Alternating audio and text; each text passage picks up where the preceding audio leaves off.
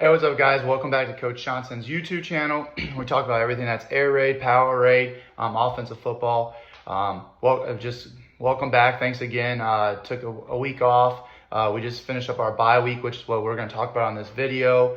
For us, it was very much needed. Starting, a rebuild of a new program can be really tough. But we finished up a non-conference. Now we got a week off, and then got into prepping for our conference, which is going to be a really good one for us. We're looking forward to it after we kind of had a nice week of focusing on us. So kind of the backstory is, we just got here as a coaching staff in May. And so, we had to kind of figure everybody out and where we were at as a program throughout the summer, and you have 2 dead periods. And we dealt with some weather, a bunch of stuff, no excuses, just reality of what we're going through. And so normal situation for us when we have a bye week, and I've had it to where it's been in the middle of the season, or it's been like last year, it was after we played 10 straight games. You kind of take that week of, I believe in 3 days, and letting your families get to, get the coaches and get the players for 2 days, and then you have the weekend. So that's, we go Monday, Tuesday, Wednesday. But usually I believe in almost no pads, no shoulder, going only shoulder pads 1 day, helmets the other 2, and just flying around, getting some conditioning in, really focusing on us and getting back to the basics. Well, I really felt like, talking with our staff this year was a little bit different. So you'll see here, we have Monday and Tuesday, we did full pads.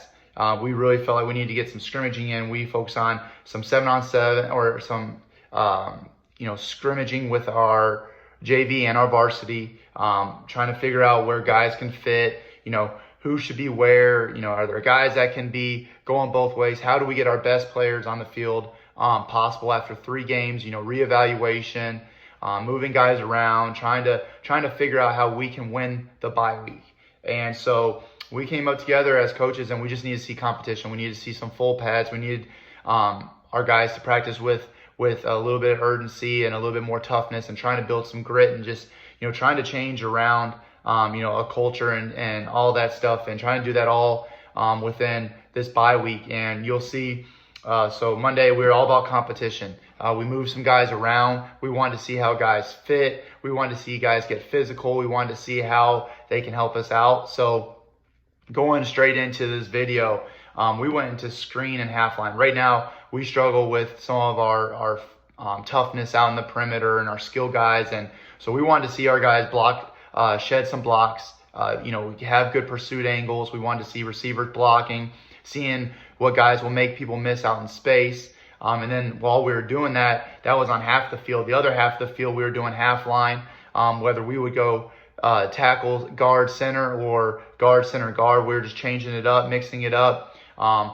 Just doing all the different things we do. And then we wanted to see our D-line. We wanted to see them split double teams. We wanted to, see them shed some blocks. We wanted to see the linebackers read pull. We wanted to see the running backs lower their pads.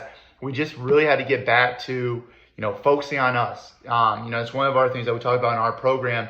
And that's kind of what we also did Monday, Tuesday, Wednesdays. We went back and, reiterated, hey, this is what we stand for. We have to, worry about what we do at Green Hope. And so this is what our bye week is just getting back to basics, getting back to having competition, trying to get the pieces, the right pieces in the puzzle in the right spot. So, we started off with that, and then gave them a little bit of water. And then we did continue to do the split in the field, and we went 7-on-7. We went inside run. And we wanted to see, our quarterbacks go through their progression. We wanted to see our DBs, getting in the right coverage, see our linebackers drop, working on, covering with a blitzer, all those things to help our defense. Offense, we needed to be able to see, hey, hot route. All right, finding the grass. Where's the grass? Here's your progression. All right, and, I'm big on, I teach the quarterbacks the basic coverages of, hey, 1 high, 2 high, and, if their eyes are on the receiver, if their eyes are on you, difference between man and zone. But the one thing that we have struggled with is we haven't picked up the middle of the field very well. We have not done a great job of where's the grass pre-snap, where's it going to be post-snap, and being able to take care of that. So we want to get back to those basics of teaching each position group, what we install, and just kind of refreshing in their mind of this week, let's focus on us. It doesn't, we're not going to worry about who we play next, and we can't worry about that until we fix ourselves. And so as coaches, we're getting to know our guys still now that the Bullets are live, and we've had 3 games in a scrimmage to assess. So we lost the scrimmage, and so just a lot of different things kind of happened, and so that's why this week was a little bit different than normal times. Normally on Monday we do we'll do nothing but helmets and compressions and shorts, and we'll fly around. And then we'll go Tuesday would be our uppers, where we'll have a lot more competition and going to thud. And then Wednesday would be back to the basics, a lot of conditioning, a lot of running, a lot of competition with just helmets. But I know I've reiterated and said it, but we went full pads on both those days. Then once we split that up with 7-on-7, we would call 7-on-7 play. Once that play was over, we would boom, everybody's watching inside run, and we would just compete, and keep track of who won what. And we would get JV in there, we get varsity in there, and just trying to put guys in different positions and see what routes they really look good on, which ones did they not, and just trying to put the right pieces on into the puzzle.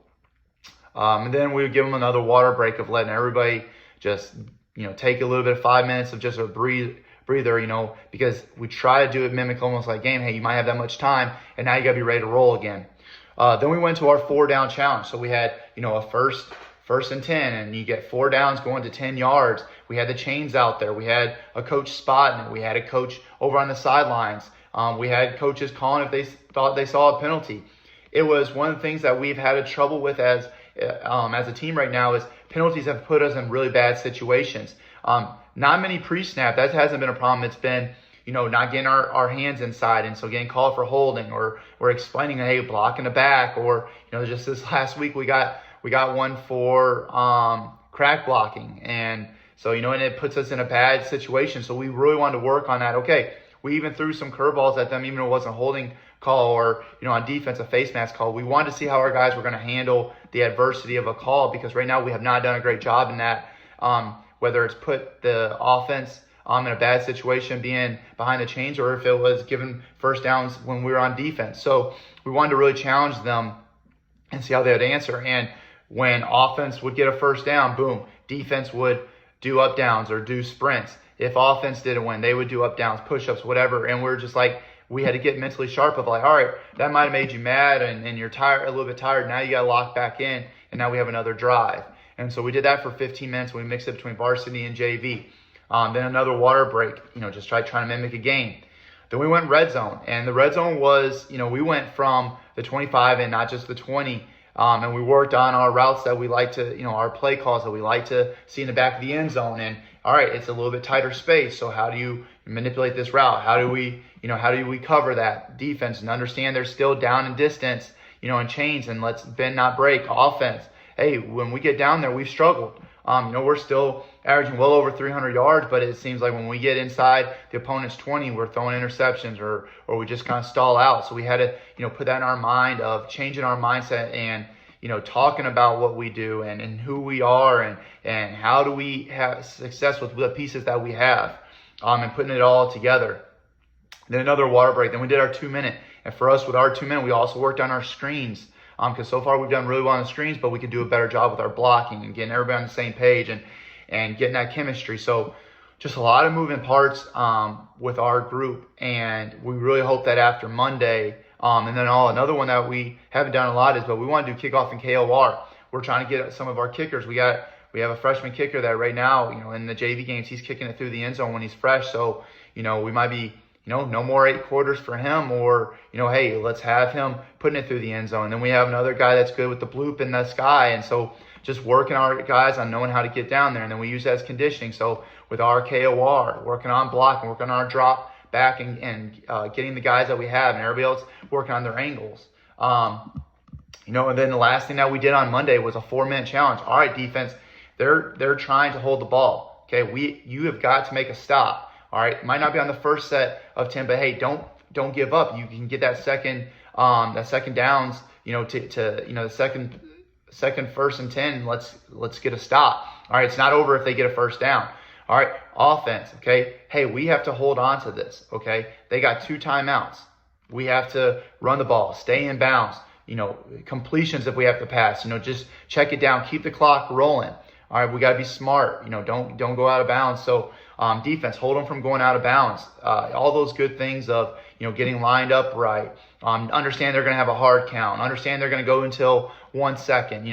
Being disciplined. Don't get drawn off. So we're just reiterating all the things that so far we have struggled on, and we focused all that stuff on Monday. Okay, then we went into Tuesday.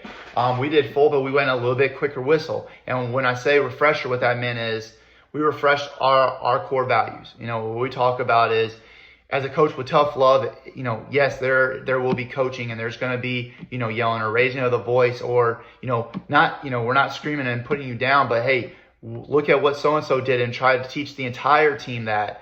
And then, so we talk about how we coach with love, and tough love means that, we aren't doing our job if we are not pointing out the things that we aren't doing right. We're not trying to embarrass you, but we're trying to make sure that everybody doesn't make the same mistake.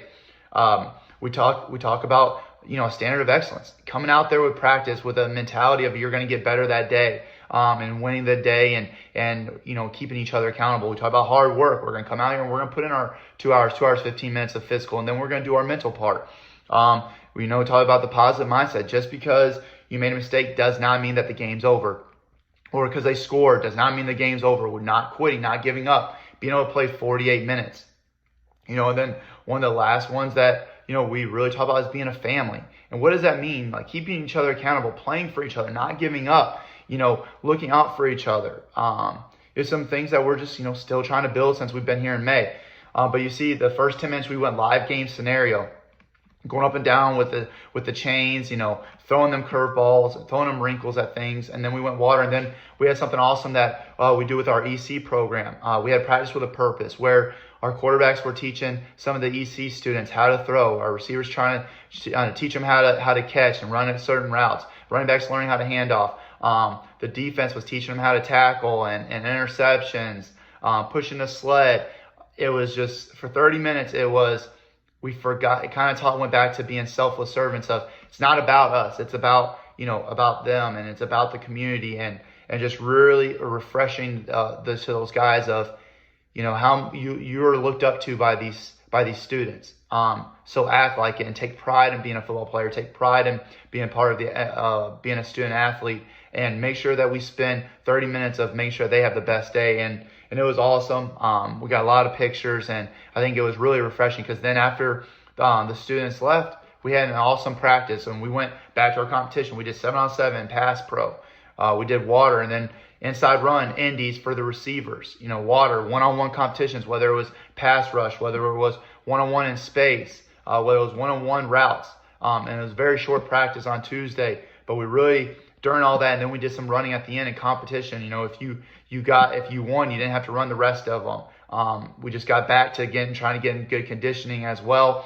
So it was just a quick one refresher we had to share with soccer. We'd had the practice with a purpose, but I think we made the most of it. Wednesday we flew around, back to a lot of indies. You'll see not a lot of competition, but we did routes on air for 20 minutes, getting back to building that chemistry and getting on the same page with the quarterbacks and receivers, and quarterbacks going through their reads, receivers understanding the landmarks, understanding what the quarterbacks are looking for, and then everybody else had indies.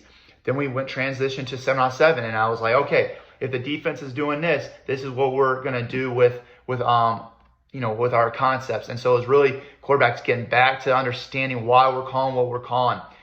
Offensive, the receivers, running backs, hey, what adjustments to the defense, what looked open, come back and be able to talk football with us and the quarterback, because then boom, we can now call another play off of that play and how we set things up. So I thought it was really good, again, back to teaching them football IQ.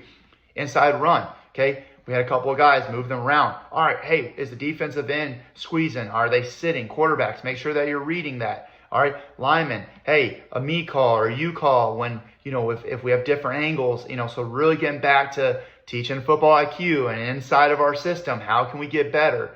So that was really really good for us, and I felt like it helped us develop. I was, as coaches and defense coaches, we were like, all right, I see the offense, we're starting to take off. Then we went to the defense, tackling circuit for 15 minutes, going back and working on turnovers, stripping, and we've had so many chances. We've done a good job getting some takeaways, but we could do even better. Then one was our pursuit, 10 minutes of pursuit, and then our run fits on the perimeter, inside. Okay, if you're blitzing through this gap, then that means that so-and-so has to go through here. Linebackers, how do we line them up? Safeties, DBs, so during our inside run, our defense coordinator had shared between the cornerbacks or the safeties coming up, hey, here's your run fit. Here's what you could be doing if you see this. All right, understanding that, hey, they might pull it, quarterback might be run, or there's an RPO. Don't over pursue. Make sure that you're taking your read steps. We got back to the basics, and I really think that's what you can do in a bye week.